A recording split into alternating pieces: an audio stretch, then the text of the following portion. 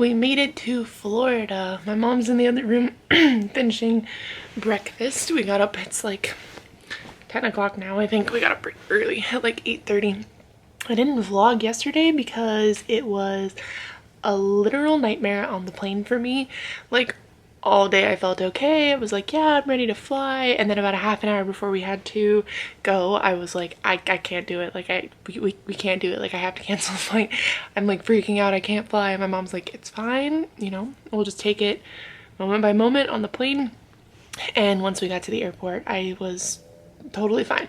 The first flight from Columbus to Detroit was a little bit hard for me. But after that, it was fine. I think flying back will be a lot easier too because I have done it now.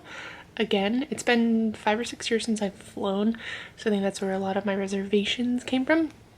But I wanted to pop in and say, we made it. I made it. We're here. We're gonna get stuff started today. We are waiting for Bunny to get here, and then we are going to Medieval Times tonight. I think for now, though, I might go walk around the hotel, kind of see what everything looks like, sit by the pool for a little while. But yeah, I just wanted to pop in and say hi, but I will see you guys later. I don't really know how updates are going to work while I'm here. When it comes to reading, the only thing that I'm reading is Automatic Eve. I'm trying to finish that before I fly back. I brought 2 other books with me. I brought one other book with me, Where I End and You Begin. Put a picture here by Preston Norton. You guys have saw that in my haul, or I will see it in my haul whenever that goes up. So those are the only 2 books that I brought with me. So I think for now I might go sit by the pool and maybe get some sun, depending on how warm out it is. But I don't want to stay in my hotel room for much longer, so that's probably what I'm going to do. And I'll see you guys later.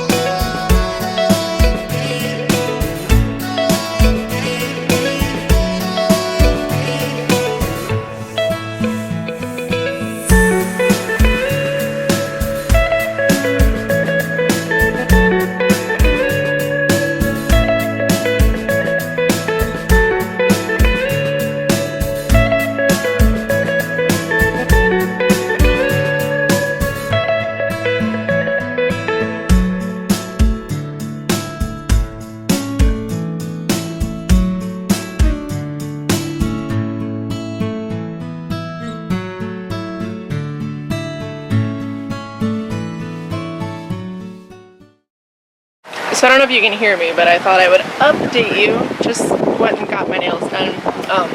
Went to the, you might have seen a clip or 2 of it, went to the like introduction, like meet everybody, like the meet and greet, getting ready to go to my first panel that I'm speaking on. But yeah, I went and got my nails done because I was having like a, I don't know, like I'm feeling really anxious about flying, and so I decided to take a break and go chill for a minute before I had to go like talk to even more people, and it's really nerve-wracking, but it is really fun so far. But I just wanted to pop on here real quick. I'm probably going to get Bunny my camera while I speak, so you guys can get a little bit of that, but we'll see. Hello everyone, I'm Oshalay from Oshi Reads. And I'm India from Life as a Page Turner. And I'm Jess, formerly from Jess Reads Books, but I decided to change it to Jess Nevertheless 2 weeks before doing this. And do you guys consider yourselves readers that read for escape or not? For me, I think I started reading because I grew up, some of you guys know this, in Alaska. So where I lived was super, super tiny, so we didn't get a whole lot of experiences to do things. And also, growing up, I didn't have like the best childhood. So I would stay after school or come in early before school and read. So it was like, for me, that's why it started out. Because I had to escape. Like at that point, I wanted to experience other stuff but couldn't. And also like, being at home wasn't the best. So reading has always been for escapism for me. I feel like it sort of ties in with mood reading as well, like where you are in your life, what's going on, kind of like what we're talking about on this panel. It's really going to influence, like, are you reading to escape or are you reading to learn, or what are you reading for, right? Yeah, I feel that for me personally, I don't know if you readers feel the same, but around school age, I would say between mostly elementary school age, a lot of the books that I was reading was teaching me a lot about the culture that I was living in and how to move in that culture, and some people call it like code switching, if you know what that means, but how to kind of adapt yourself to different spaces and how best to kind of, not necessarily camouflage, but just kind of fit in as best as you could, depending on what, you know, situations you were in, cultures and neighborhoods sometimes. And then as I got older, I believe that as you get into required reading for school. And so reading almost becomes a chore of sorts, because now there are these books that you have to read. So I started kind of becoming depressed by reading in a way. So that's where I started to try to branch out and find other books that I could escape to. Like, okay, I have to read these books for school, and they're very heavy and about very serious topics and can be sometimes demoralizing, but these are these other books that I can go to over here that are just purely to escape the world and the environment that I'm in. I think for me, the only time I like struggle with mood reading, because I've always kind of been a mood reader until I started doing YouTube, and then, you know, we do like readathons and specific like genres you have to read, or, you know, a specific book you have to read. I think for me, the only time my mood reading ever changes is purely dependent on where I'm at in my mental health. So like, it used to be, Stephen King's my favorite author, and horror is my favorite genre, but over the last, I would say, year and a half, my mood has dramatically shifted from that, and it's turned into a lot of contemporary, a lot of really fluffy fantasies and things like that, because my reading, because I read for escapism, depending on how bad my mental health is at the time, really changes the genre that I'm able to read at the time too. So that's like the biggest impact I think it has for me. Definitely a mood reader. Like I definitely read for escapism, but being a mood reader, I'm terrible at readathons. Oh yeah. Like the worst. I'm not a TBR person. I will try, and then it always changes. I'm like, that sounded good at the time, but right now that doesn't sound good. Right now that doesn't sound good. And then growing up for me, I grew up basically with my mom, who's here. But I grew up basically in a law office, so that meant go sit in the corner, be quiet, and read a book. And so that's where I really started reading, and that's kind of like, that was my escapism. Like, everyone else doing work around me, here's the Harry Potter series. Yeah. I think along with mood reading, obviously certain things affect your mood. You know, Jess already kind of started touching on this, but current events in the year of our Lord 2019 are a struggle in the United States and a lot of parts of the world. So how do you feel like that affects, like as far as the wider scope of not just your own personal life, but things that are going on that are affecting your personal life, like how does that affect what then you're kind of reaching for? I try and read the opposite of whatever is happening at the time. Like when Thug came out, I was like so excited to read it. Started reading the first 20 pages, and then I was like, I gotta get this down because it was just like hitting way too close to home, too many things, so I just had to switch. And so just with like everything else going on in the world, I have been reading so much romance lately. So much love and so much like happiness and so much stuff, because I'm just like, we're not gonna hit that right now. We're not gonna do that right now. Yeah, that was me. I read Thug, and and I just was a complete mess after reading it. And I remember a lot of like my UK friends not really understanding why it was such a big deal and why so many people were impacted by it. And it's like, well, this is something that's really happening. And once I read that and I realized how hurtful, like how bad it made me feel about everything, I was like, I have to just read a lot of really fluffy romance. That's when I got into romance, is right around then. Yeah, I tend to avoid books, for the most part, that can take me into a dark place, or, you know, people say trigger warnings. I feel that when something is so closely entwined with your everyday life and your everyday experience, and you have a hobby like reading, or a passion, or for some of us even a career, that is so enjoyable and that is such a huge part of who we are, sometimes the intersection of the two can be quite difficult. So for me personally, I pick and choose the times when because I understand that these books are very important, and in a lot of ways I want to support the author. I'm really big on supporting authors who are, you know, writing books like this and that are really taking a chance and being brave and trying to interject these type of topics into our cultural conversation. So I have to pick and choose my moments. I'm like, okay, I'm having a great day.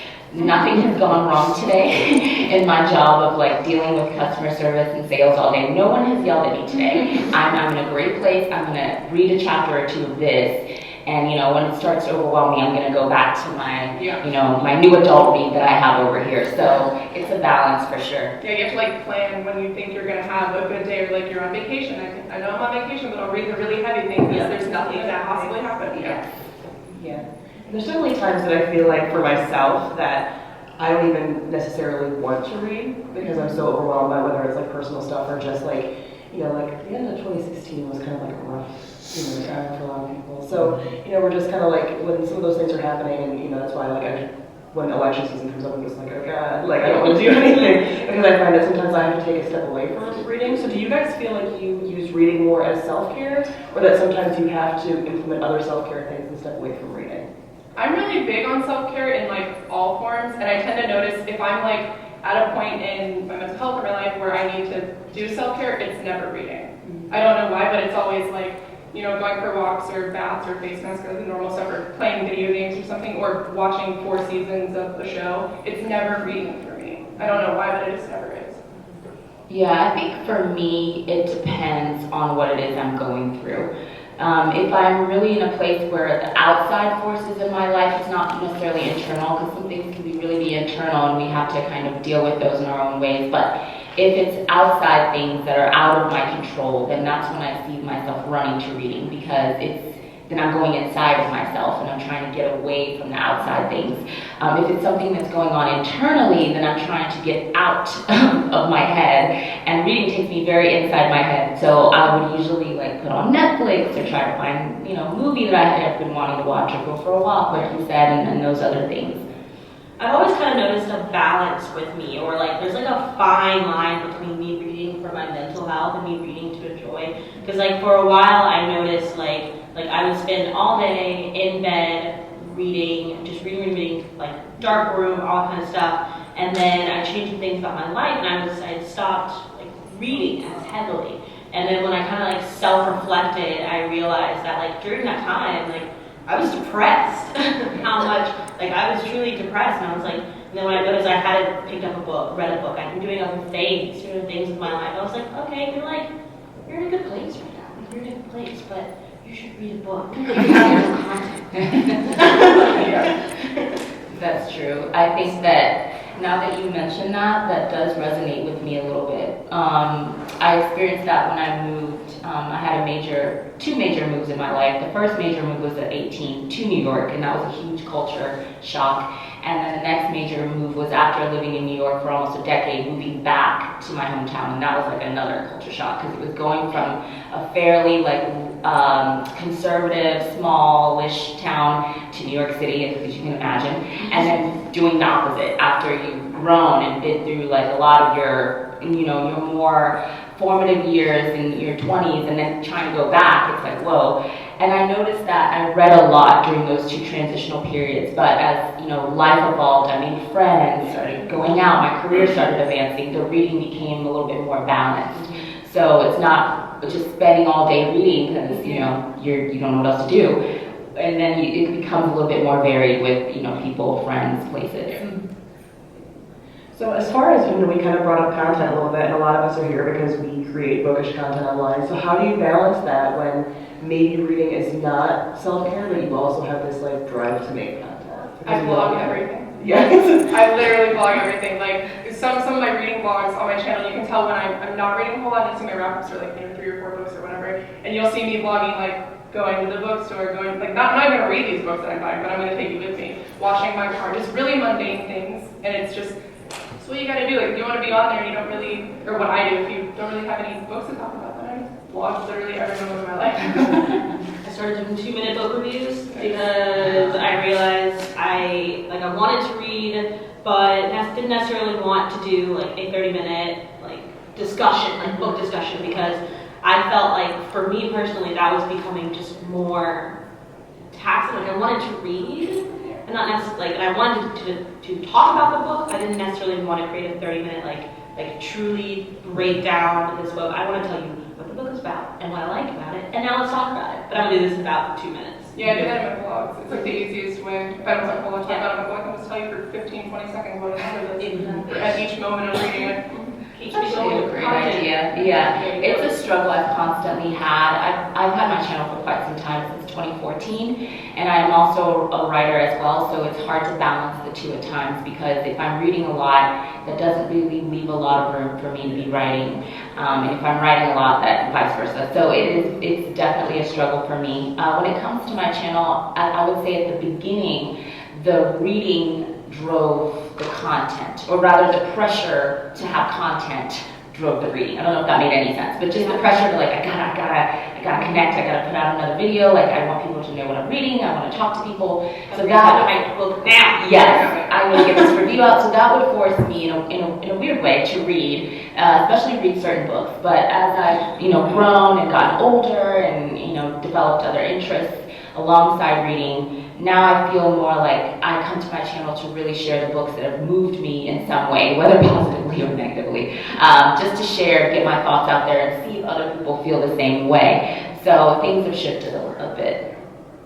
I definitely feel like I've gotten to a point, and I obviously still love booktubing, but I definitely have times on the weekends. I have a very exhausting day job. I work in hospice. So I don't read during the week that much. I come home and play video games because I'm like, give me achievement, give me happiness. Yes. So sometimes I don't read during the week, but then I do a lot of reading on the weekends. But it's a split in my brain that I know I'm reading for enjoyment. I really want to, and I want to binge read these things. But also I'm like, this is the only time I have to read, which I want to read for fun. But also I'm like, this is the only time I have to read. If I'm going to put out any kind of content, you kind of have to do it now. Yeah. And I find myself getting mad about it. It's well, I don't want to go out and be social because I kind of have to read because I want to. But I also, this is my only chance, So that struggle when life starts to get in the way is interesting, and especially being on, you were saying that on YouTube for a while. I've seen that evolve. Last year I was talking about how I just finished my master's degree and I'm gonna have all this time. I don't. So nothing changes. Once you get to adulthood, it's oh now there's never the summer breaks. My brain still thinks there's summer breaks. Do you guys have that as adults? Yeah. My brain is for 18 years. Well, no, 21 years there were summer breaks and now there's not anymore. Right. Yeah. And I think feeding into what you were saying about only having this limited time to read and having to decide, am I going to read and then somehow find time to edit, because as content creators we know that editing can be very exhausting, or am I just going to take this time to de-stress and just read? And for me, I found a new conversation happening, just to link back to the mental health, is I have this struggle with social media as well. Because I came up during a time where there was no social media. So social media came about when I was, thankfully, out of college. And there were a lot of things, I'm glad that weren't captured. But social media came out after that time. So it was kind of that weird millennial spot where now, their babies being born that will never know a world without social media and the internet, and I didn't have that experience. So I have this internal battle of being a content creator. It's very unique. I love making videos. I love my channel. I love the booktube community. I love talking about books, and I want to share that. But I also don't want to spend all my time filming every moment of my life and filming 8 videos a week. And God bless the people that do, because I don't know how they do it. But it's this hard battle, because I want to be able to be in the moment and just if I just want to read this book and just have a private moment and just absorb it and give it some time, I don't want to have the pressure of, okay, I gotta get this review up, I gotta get. So it's this constant battle for me. I don't know if anyone else feels the same. Yeah, always feeling like everything that you're experiencing has to go on Twitter. Yeah. Or if you're away from Twitter, like I didn't have Twitter for the last 2 weeks, and when I got on, I was like, I've missed so much in these 2 weeks that I've saw. But I feel like that every time I'm away from it for more than an hour. If I'm away for an hour, I'm like, what is happening? Like I come back and I'm just like, I don't know what's going on anymore. That's always been the biggest thing I think for me when it comes to reading and reading for escapism, feeling like because it's an escape that you need to get on social media and tell people about it, or like even you said, like sometimes I can struggle with vlogging what I'm reading, so I just tend to vlog what I'm doing instead. Sometimes I do need to just do it by myself. Sometimes I don't want to talk about what I'm reading. So. Change. I feel like Twitter often ruins my reading experience. I'll be like, 200 pages into a book and I'll go on to see what people have said, and they're usually like, this book is garbage, and I'm like, all right, well, I can't have it. It just always ruins the experience for me. I tend to read a book and stay off Twitter for as long as I possibly can, and then once I finish it, then I'll come back and like actually start seeing, especially if it's like a new release, a hyped book, anything like that. Especially as a creator, you need to have your own thoughts and opinions. You can't let what everybody else said on Twitter kind of affect that. So you have to like take the time to read it, stay off social media, and then collect your thoughts and then talk about it. What y'all been talking about all day?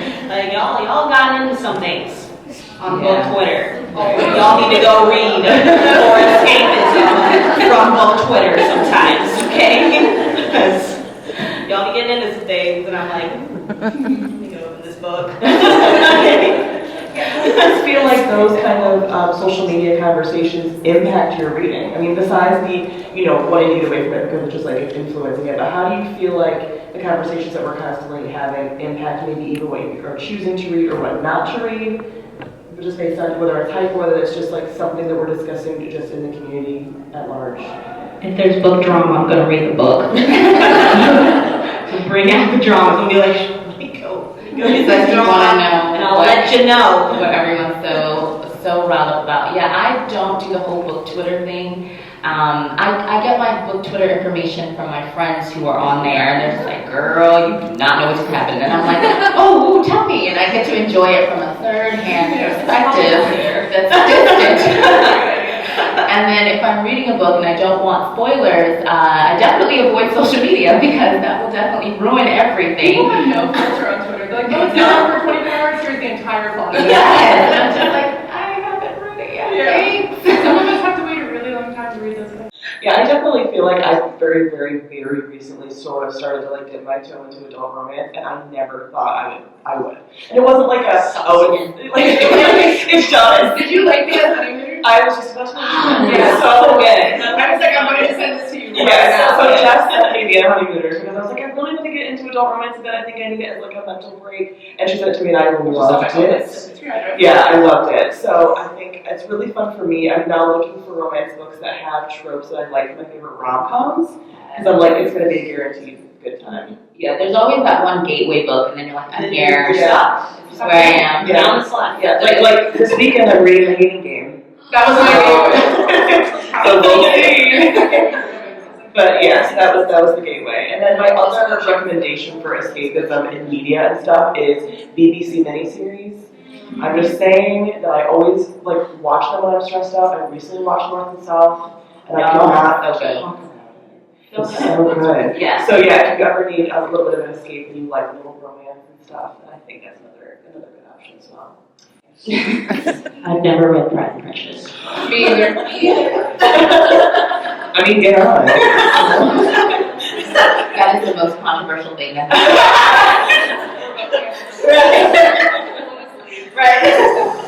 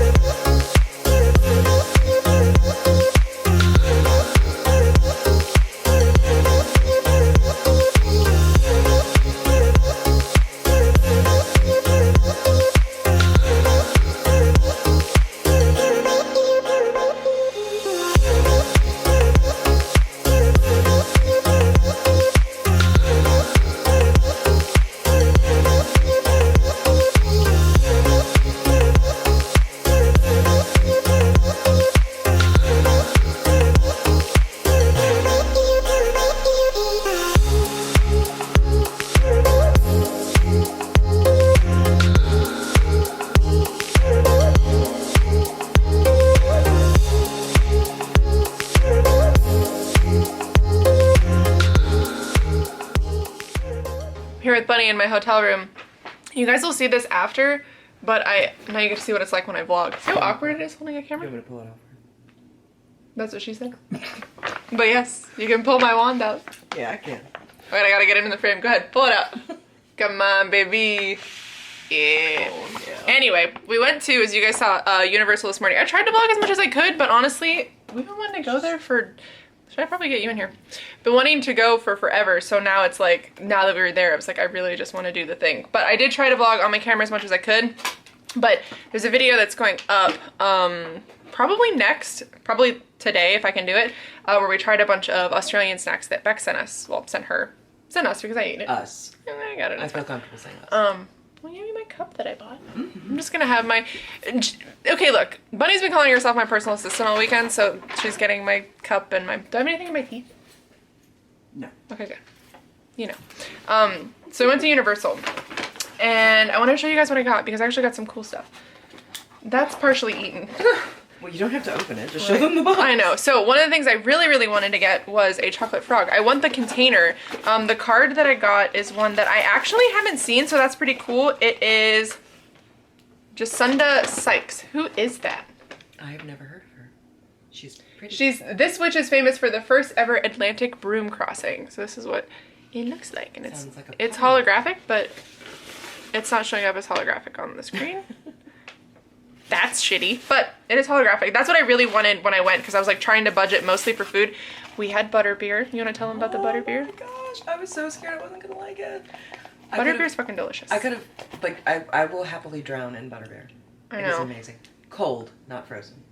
We didn't have frozen. Maybe we would have liked it. That's true. I don't know. We should have tried it. Meg went with us too. I'll put a picture here of all of us together. It was a lot of fun. I'm glad I got to hang out with Meg, because obviously me and Bunny have been planning this, but to have Meg come with us, like last minute, I was like the first day that I saw her, I was like, hey, do you want to go with us to Universal? And she was like, oh, like maybe. And then she was like, yes, absolutely. Oh, there's somebody else vlogging. You go, honey, because I can't vlog in public like that. Who is that? Who is that? I don't know. She's vlogging. Anyway. She sees people I don't see. Right. Well, it's because you're I'm just not special. too far away. But yeah, the one thing that I wanted other than food, so like butterbeer and stuff, was a chocolate frog. It was like the one thing that I wanted. And then Meg was like, well, you gotta get a wand because you're here. And I was like, man, you're fucking right. I gotta get a wand. So I got they have, what are they called? Are they birthday wands?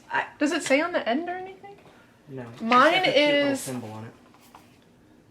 Yeah, it doesn't even say, but this is what the thing looks like. It's from Ollivander's, obviously.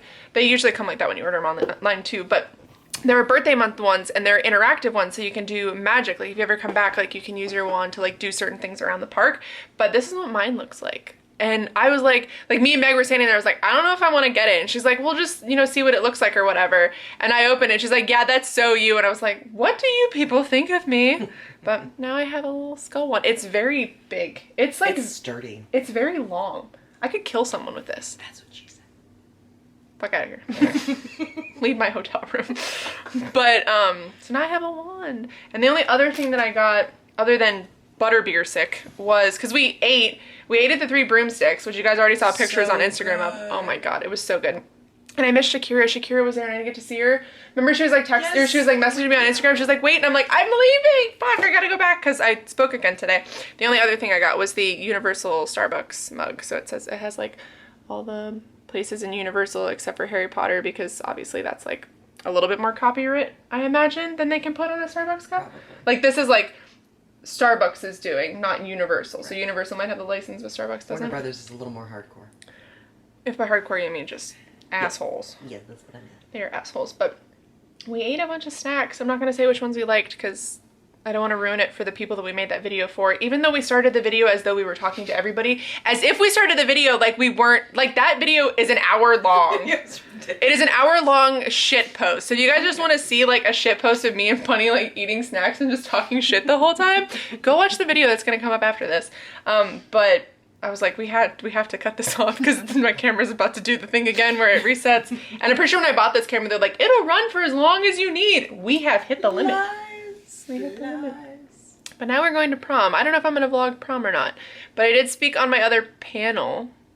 And Nina Moreno, who wrote Don't Date Rosa Santos, which you guys should know that I liked. I think I talked about it in my wrap up will be going up after this, I think, or before this. But I fucking loved that book. And Nina was on my panel. And when they announced, like, I didn't realize exactly who she was. Like, she sort of looked familiar because Bunny pointed her out the day before. And, like, it was Sam, Nina, me, and then Xena. And we were sitting there, and so Sam's like, I'm Sam from Thoughts on Tums. We're, like, all introducing ourselves. And Nina was like, I'm Nina Moreno. And I was just like, say what? But we literally just talked about fandoms, and it was amazing. So that was, like, a super easy panel to do. And I have to say it's because of Sam. Sam's an excellent moderator. Sam could teach the people at comic conventions a thing or two. Yeah. She's amazing. She's amazing. I want to collab with her. I know she wants to, so I'm going to go hunt her down and be like, come here. We're going to collab. We're going to a corner. I'll do it in the lobby. I don't fuck. That sounded gross, but shut up. But anyway, we're going to get ready for prom, which actually means we're just going to go sit by the pool because That's it. I want to be as outside as I possibly can. I mean, I'm looking especially promy right now. I'm wearing shorts. I'm wearing capris. Which I My don't legs are normally hairy because I haven't shaved in like 2 weeks. Can you see it? Love me even when I'm ugly. wear. Never. Always. Alright, so we're gonna go. I've met so many people and haven't vlogged any of it because I'm awkward as fuck, but it's fine. Oh, I can confirm many meets. I should also say, just in case they're watching, I met a subscriber? Fan? I don't know. So there was human. a girl whose name I didn't get because her mom just came up and was like, hey, can we take a picture? And I was like, yeah, like she's like the girl wanted a picture with me, and I was like, yeah, absolutely. And then she's like, and an autograph, and I was like, my response was an autograph, and she's like, yeah, some people are into you know, other things like because we're doing a fandom panel, so she was like, some people are into this, you know, we're into, I'm assuming, YouTubers. And so I was like, yeah, absolutely. So when I was like signing, I've never had somebody do that. And it's funny because when we were doing the panel, apparently my mom said that there were points in time that we were speaking, we were saying things that her mom would reach over and touch her, like she knew her daughter identified with that. And I was like, my little heart cannot handle it. She was writing notes to her when Nina Moreno, is that how you pronounce her name? Moreno, I think? Moreno? Yeah. Was talking about how her daughter loves Minecraft and she and her build this Minecraft world together. And the mom wrote a note and passed it up to her daughter. So of course I'm a nosy bitch. And I look and it says, that's why I play Pokemon Go. They play Pokemon Go? Where is she? I'll play Pokemon Go there right now. Do you remember what she looked like? It was such a blur for me because I've never had anybody do that. I kind of remember what the mom looked like, but the daughter had her back to me. Oh, my mom sent me a picture of her. Oh, I love it. You should totally She's like, be this friends is with her her. on She's so Pokemon Go. precious. I was like, You I'm gonna go find her and be like, you want to play Pokemon Go with me? But I keep putting you out of frame. Sorry, I'm used to it being like, That's a good thing. but. So now we're gonna go to the pool and get ready and possibly hunt Sam down for a collab. Y'all could do a collab by the pool. We're basically the same person, me and Sam. Y'all really are. Except she likes Dragon Age too. If there is any video, if anybody uploads video of the Fandom Origins panel, which I did not record because she didn't bring her camera. I left my camera. Seriously, it is a flippin' love fest between Sam and Jess. It's amazing. I loved everybody. I've never met Xena. I mean, obviously I've never met Nina before, but I'm like too awestruck of Nina to like formulate words. But I've never met Xena before either. I think they do mostly like fandom online like blogging kind of stuff. So I don't think they do videos, but they were super sweet too. And I was just like, and it was funny because we were talking about Star Wars and I was like, I love Kylo and Rey, and she's like, I fucking hate that. And I'm like, no. It was amazing. It's like a Twitter BTS conversation, thing, too. but in person, because you get to go, oh, I hate that. Oh, I love that. Isn't that funny? Instead of. Yeah, I was gonna say, And it's like a also- Twitter conversation, but with less fighting. And also BTS adoration. Yeah, they were like, oh, what do they say? Can I interest you Can I in interest you BTS? in And I was BTS? like, I said, who's your bias? And they were like, Ratmon. I'm like, same. Like, it was a lot of fun. It was a good time. It was a love fest. But now, as I've said like 6 times, we're getting ready to go to prom. We'll remove all of the time she says we're going to prom. And I never do. And I asked Meg and her today if hanging out with me is like how it is hanging out in my videos. And they were like, fucking yes, absolutely. So that's good at least. But I can make tea in my mug. Actually, probably not. Although now my suitcase is empty. I don't need to worry about space. Because of sneaky broads. Sneaky broads. Sneaky I'm gonna broads. get a group chat right now and be like, she called us broads. If you want to see it, I got the proof in the vlog, but I'm gonna go. Look at my hand. Look at it wave. People are vlogging outside again. Bye. Say bye. I should end my videos like that. That would be great. So I am back. I am home. My girl is here. I love you.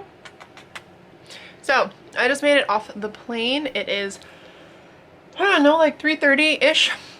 I'm actually going into work, so I thought I'd close the vlog out real quick. I'll probably do, I don't know, a little bit more of my thoughts of everything, but basically I had a fantastic time. I think the convention was really well organized. I think that because it is smaller, it was also easier to kind of navigate because there were like 2 rooms that everybody was speaking in. I think that the creators did an excellent job. I will list both of their channels down below. I got to meet a lot of people. I got to make some new friends. I got to experience Universal. I got to experience and try things that I've been really nervous to do, like flying and riding roller coasters and, you know, just like meeting a bunch of people at once. And it was very nice. Oh, don't forget public speaking. Public speaking was a big worry for me as well, but it all turned out really good. But for sake of keeping the vlog short, I'm gonna leave it at that. But I will say I had a great time. I hope to go next year. I would love to go next year. And I don't know, I'm just really hopeful and excited and feel like things just are moving in the right direction. But yeah, I need to get out of my plain clothes and get into work clothes. So I'm gonna leave the vlog here. I hope you guys had fun traveling around with me. I love you a lot, and I'll see you in my next video.